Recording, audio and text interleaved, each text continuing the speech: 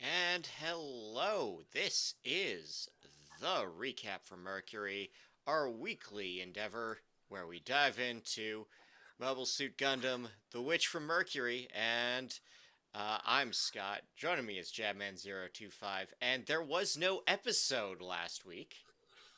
Oh dear, Scott, what are we here to talk about then? Well, I thought we'd cover last week's golf tournament because that's what happened. Neat. There, so Japan did get a recap episode. It was not production drama related. It was literally, oh, there's a major golf tournament that Sunday. There's, again, it's golf. It takes forever to be on TV. If the weather delays it even slightly, they're getting preempted. So they literally just chucked something together in case they got canceled, because then they wouldn't miss it. Hmm. The actual episode, by all accounts, was Guel just talking over clips, possibly watching them on his little tablet while he's hanging out in the tent in the woods, which No, in is a van down by the river. yeah. Well, no, because we saw the white we someone pointed this out is you see Soletta sitting on the bench last week, and yeah, no, if you look to the left in the corner, that's where the tent is. Yeah, well, Didn't even leave the quad. yeah, well. There we This go. guy is noble, but we can tell he's not very bright. He's not a. He is a stupid boy. He's not the brightest Stupid. bulb in the box. In fact, his bulb might be cracked. Yeah. So, this week, we are going to take advantage of the fact that, everyone else got a week off, and we are going to talk about Cradle Planet, which was a bit of short fiction written by Ichiro Okuchi, who you might remember as having written everything else in this series so far. And it takes place in between the prologue and episode one, and it is told entirely from Ariel's perspective. Uh, it's all very short. It skips around in time. We have, little young Suletta, just enjoying playing fight sims, and then, wondering about what Earth is like, and watching cartoons, and then we skip forward a few years, and there's an accident on the Mercury permit mines, and she has to rescue a dude, and then we jump ahead again a few years, and it is her deciding to go to school. It's all from Ariel's perspective. She has her own ideas on things, very clear, but no means to communicate with anybody at all. There are cases where I think Suletta is intuiting things or guessing, but there's nothing in the text to say that she even shows text to anyone.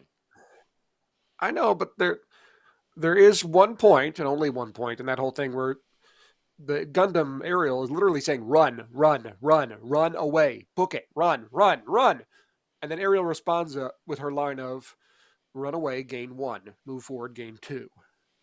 It's like, okay, that was either a weird coincidence or she heard him or heard her. Yeah, like there's something maybe intuitive going on, but that's it.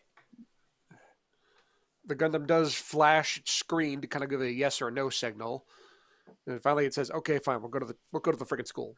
Flash, Yep. flash. Okay, we're good. I thought it was interesting that Soletta played games. I'm putting up quotations for the audio with her mom, and obviously those are war games, simulated war games, making her a better pilot. And obviously she got good enough that her mom couldn't handle her. Uh, was offered refuge on Mercury. They do a good explanation of how horrible Mercury is. It's basically a mining colony where if you end up on the surface, you boil alive. Yeah, there's she has to, I don't know, play the floor is lava, where if you're actually if you are, if sunlight hits you, you boil, you burn. Yeah. Well, the guy she rescues is called Ergo, and he's a dick. He's a crank. He just he treats her like trash. He gets stuck out there. She she hops in the gun, races out to grab him, and he's like, I'm doomed. I can't survive. I've got 1 minute of air left. I can't get, or 4 minutes air left. I can't get back to the base in 4 minutes. She goes, I can get you in 4 minutes. Like, bullshit. I'm dead. Like, at least give her a shot, buddy. But okay, close your eyes. Tucks him in tight and hauls ass, and he's freaking out that she's going so fast. Well, you got 4 minutes, dude. She don't exactly got time to mess around. And when he finally gets back and his wife sees him, he doesn't so much as say thank you.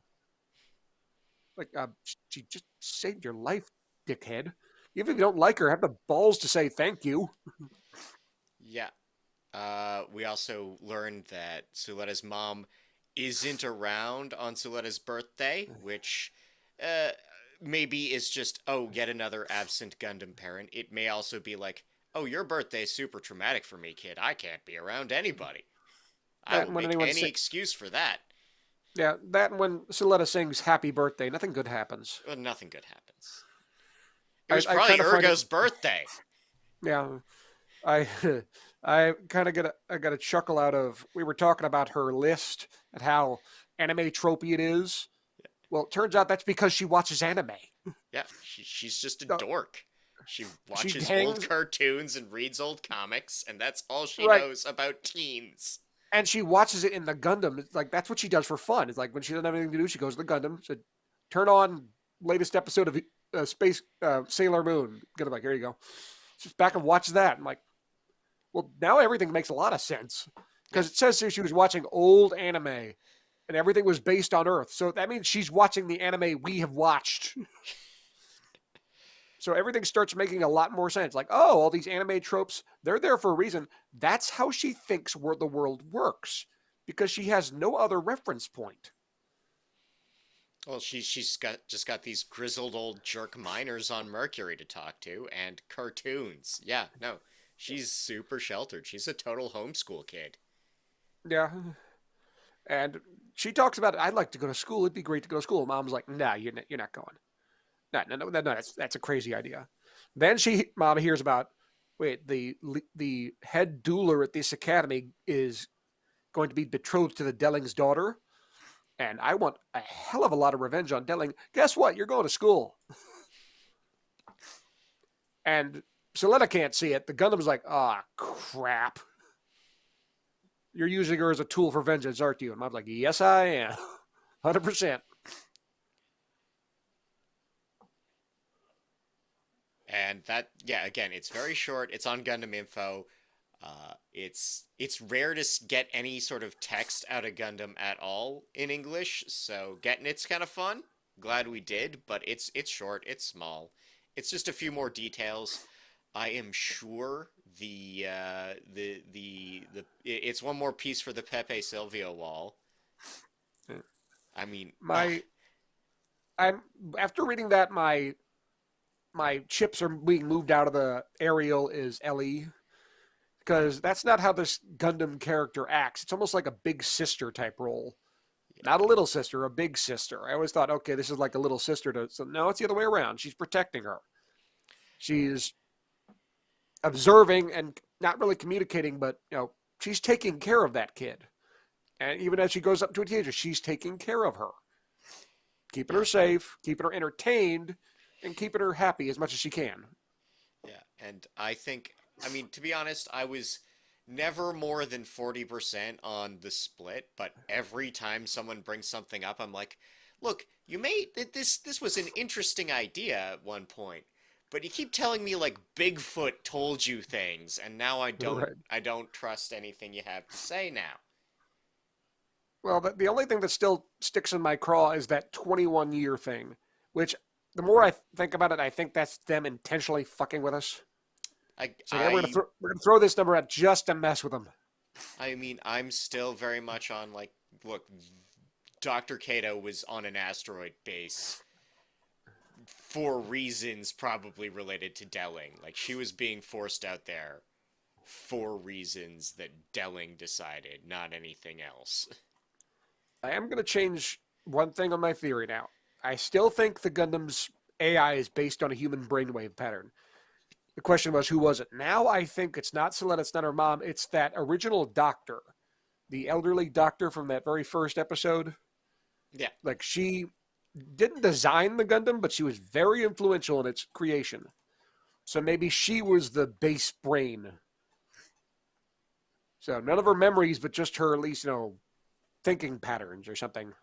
There's something there. There's something there to that, and it could be that there's maybe it's picked up on brainwaves from everyone in that testing facility because everyone was cycling through it as guinea pigs for various connection Yeah, types. Who could be knows? we could be doing a lieutenant commander data where it's an amalgamation of a whole bunch of people. Yeah, but I think that's kind of it for the week. Our controversy is just that the voice actress for Nika, she's taking a hiatus. She's sick. Oh no. Yeah. So Nika's lines are going to drop considerably. Yeah, well, I mean, I know you were very keen on her at first, but I think Choo Choo has taken over as the fan favorite. So Yeah. I don't know if we're losing a lot. Well, I like Nika just because I want to see her design more backpacks. And like I said, I'm going to be really sad when she dies. Yeah, that's fair. That's totally fair. 'Cause I'm watching all the like background characters of Earth House. I'm like, I think you'll survive. You're toast. I think you'll survive. You're toast. I think you'll survive. Oh, you are 100% dead. You don't even have a name. You're dead. A lot of Star Trek red shirts walking around. I'm just saying. For sure. So yeah, just a quick one because we didn't have an episode this week. I want to thank y'all for dropping in, and we'll catch you next time. Good night, everybody.